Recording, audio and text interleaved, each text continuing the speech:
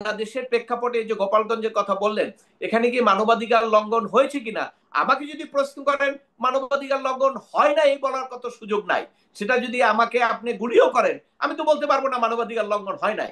অবশ্যই মানবাধিকার লঙ্ঘন হয়েছে। এখন সরকার বলবে যেটা মানবাধিকার লঙ্ঘন হয় নাই। একটা ইভেন কি আপনি দেখবেন যে আইএসপি এর যে প্রেস রিলিজ, সেখানে কিন্তু বলা হয়েছে নিষিদ্ধ সংগঠন আওয়ামী লীগ।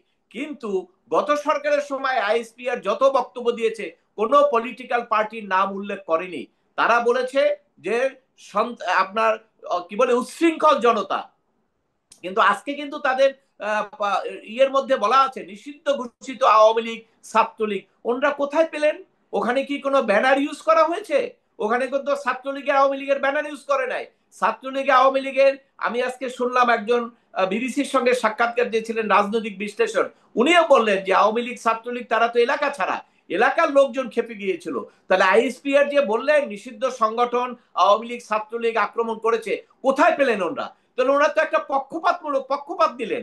এই পক্ষ নেওয়াটা তাদের জন্য কি সমীচীন হলো? এটা কি তাদের সমালোচনা হবে না? এটা কি তাদের অবস্থানকে দুর্বল করবে না? এটা অবশ্যই বিবেচনা করা দরকার।